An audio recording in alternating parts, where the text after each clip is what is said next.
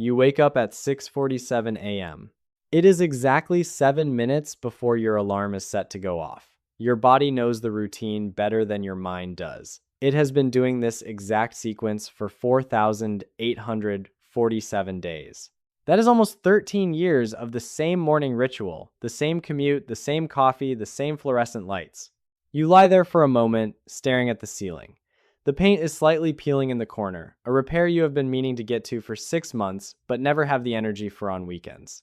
You tell yourself, as you do every morning, that this is what success looks like. You have security, you have a good salary, you have benefits, a 401k match, and a title that sounds respectable at dinner parties. But as the silence of the morning presses down on you, there is a feeling in the pit of your stomach that you cannot quite shake. It is a heavy, dull weight. It is not panic, exactly. It is something worse. It is resignation. You are making more money today than your parents ever dreamed of making at your age. On paper, you are living the American dream. And yet, somehow, you are more broke than you were when you were 22 waiting tables. You are more anxious. You are more trapped. Have you ever asked yourself, if this is really success, why does it feel so much like a trap? In the next few minutes, we are going to dismantle your life. We are going to look at the machinery beneath the surface of your daily existence to show you why your financial struggle is not a coincidence. It is not bad luck, and it is certainly not because you buy too much avocado toast. It is by design.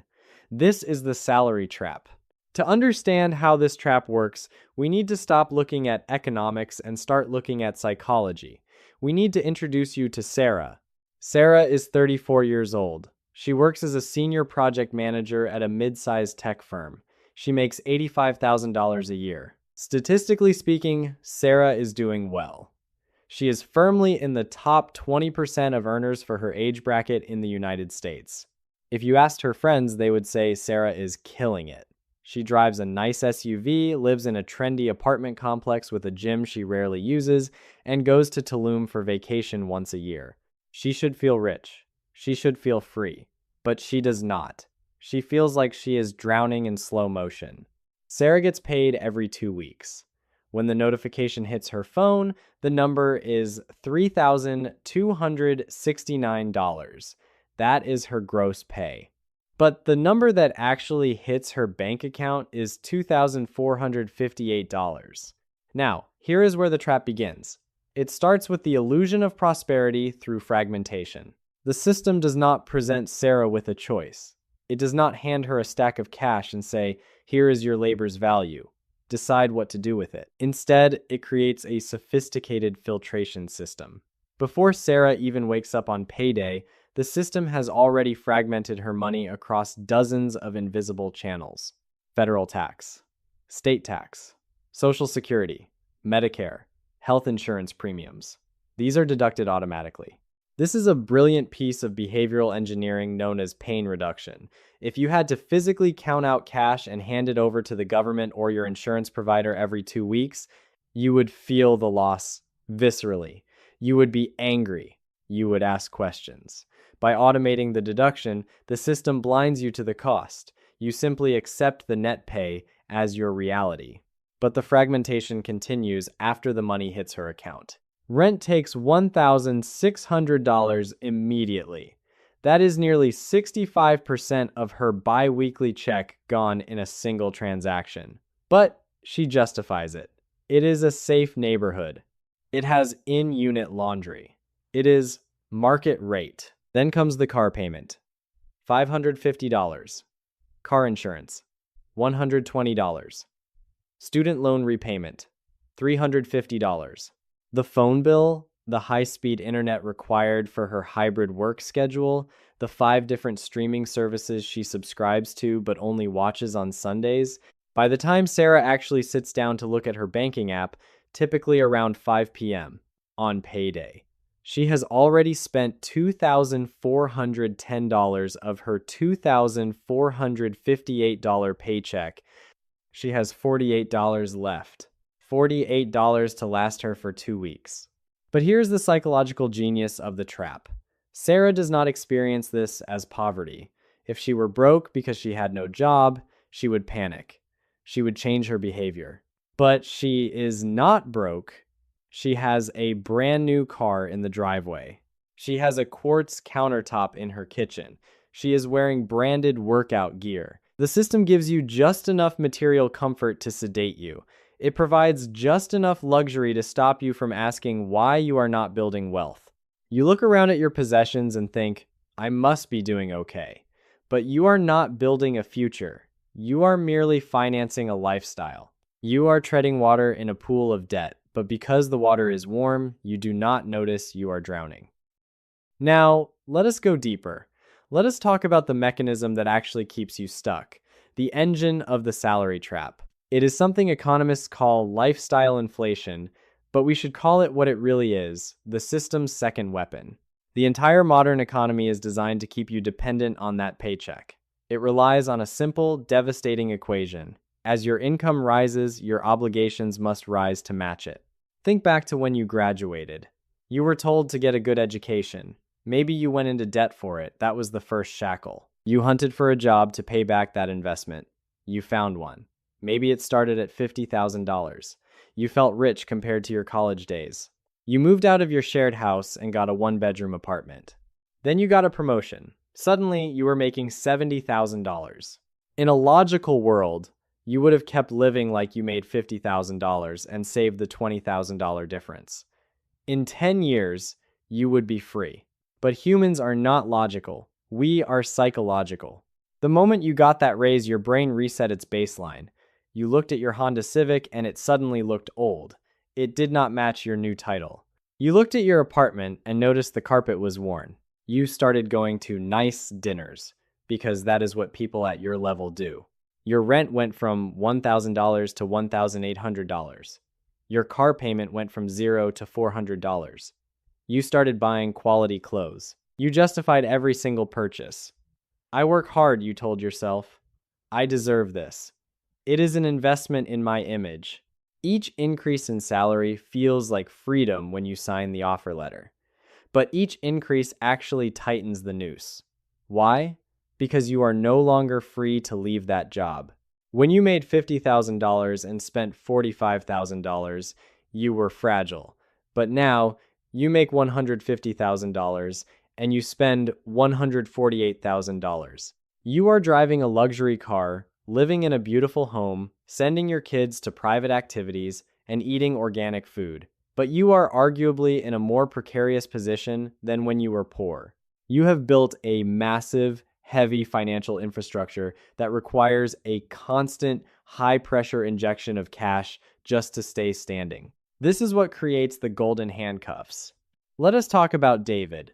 David is further along the timeline than Sarah. He is 45. He is a director of operations. He makes $220,000 a year. To the outside world, David has made it. He is the person Sarah wants to be. But David is miserable. He hates the politics at his office. He disagrees with the company's ethics. He wants to quit and start a woodworking business, a passion he has had since he was a teenager. He dreams about it every Sunday night while the dread of Monday sets in.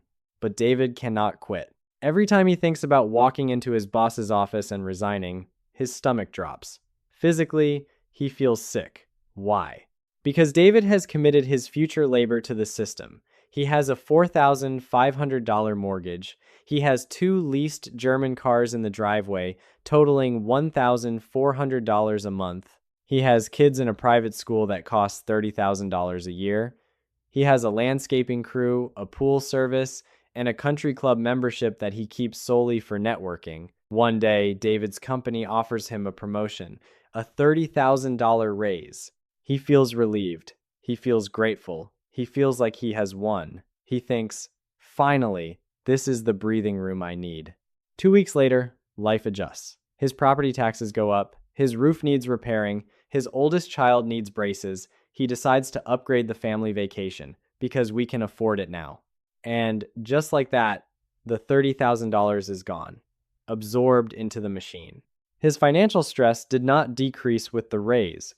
It stayed exactly the same. Actually, it got worse, because now the stakes are higher.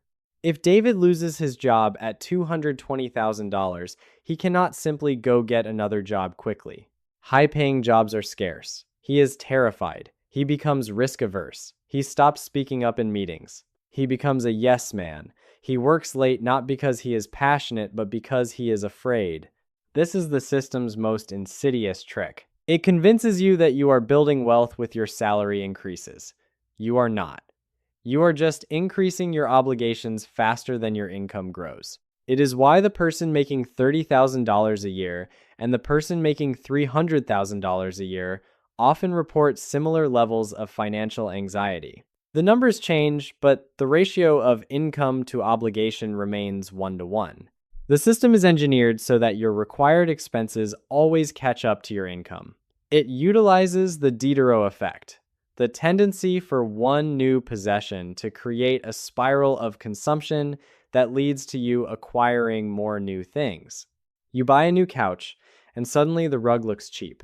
You buy a new rug, and the paint looks dull. You paint the walls, and the lamps look outdated. It never ends. When you are living paycheck to paycheck, even a massive paycheck, you are predictable. You are controllable. You need that job. You cannot take risks. You cannot start a business. You cannot invest in your own ideas because all your money is already promised to someone else before you even earn it. Your landlord, your bank, the car company, the credit card issuers, they all benefit from your trapped state. You are a guaranteed revenue stream for them. You are an asset on their balance sheet and a liability on your own. I want you to pause and imagine something. Imagine you walk into work tomorrow and you quit. You just leave. No backup plan. How many months could you survive? Be honest with yourself. Do not count your 401k that you cannot touch without a penalty. Look at your liquid cash. If your answer is less than 3 months, you are trapped. And you are not alone. Over 60% of professionals, people with degrees, titles, and business cards, could not sustain their lifestyle for more than a few months without a paycheck. Think about the horror of that reality. You are one bad meeting, one corporate merger, one economic downturn away from a total crisis. That is not security. That is a very comfortable prison.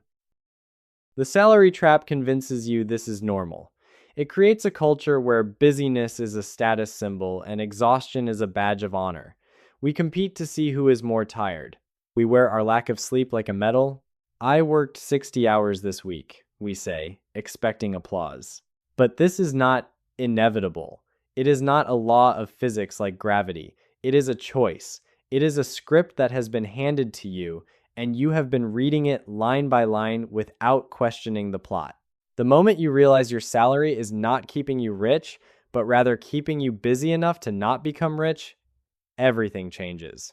Because once you see the bars of the cage, you cannot unsee them. You start asking different questions. You stop asking, how do I get a promotion? You start asking, how do I build assets that pay me while I sleep? You stop asking, can I afford the monthly payment on this BMW? You start asking, what is the opportunity cost of this money compounded over 10 years? You stop asking, how do I look successful to my neighbors? You start asking, how do I become free from my boss? This is not about quitting your job tomorrow and moving to the woods. That is a fantasy. This is about a strategic, calculated jailbreak. The point is this: awareness changes behavior.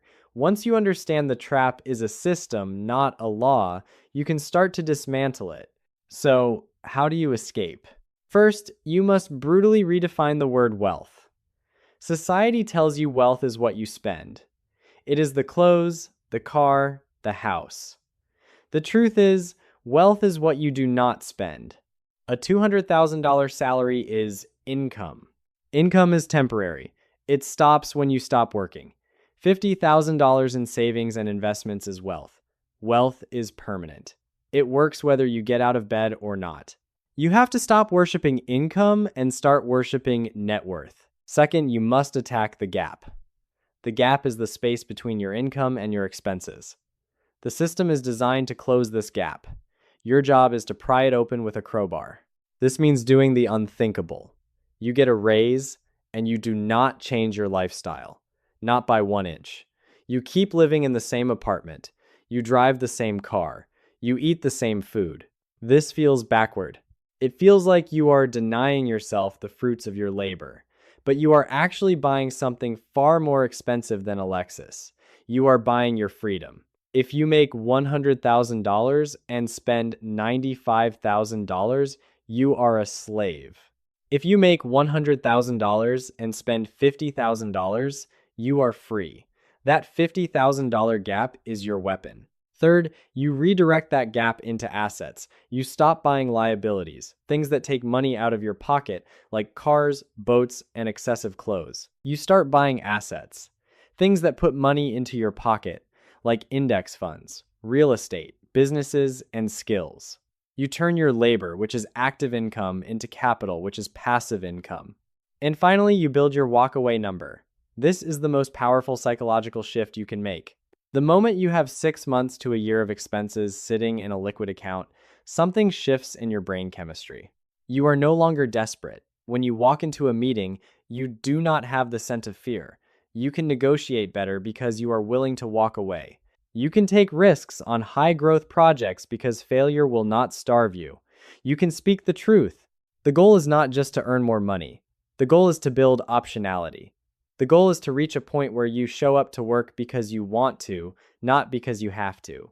Because the moment you do not need the paycheck, the power dynamic flips.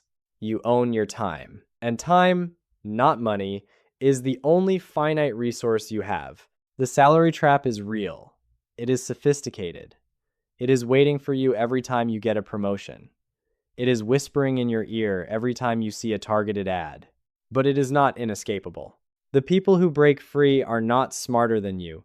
They are not luckier than you. They just became aware. They saw the system for what it was, a game rigged to keep them running on a hamster wheel until they die. And they decided to step off. They decided that comfort was not the same thing as freedom. You have that same choice today. You can roll over, hit snooze, and do it all again for another 4,000 days. Or you can wake up, the alarm is ringing. What are you going to do? If this message woke something up in you, don't let the feeling fade. Subscribe to the channel right now to join a community of people who are breaking out of the system and reclaiming their freedom. We explore the psychology of wealth every single week. Click subscribe and let's start your jailbreak today.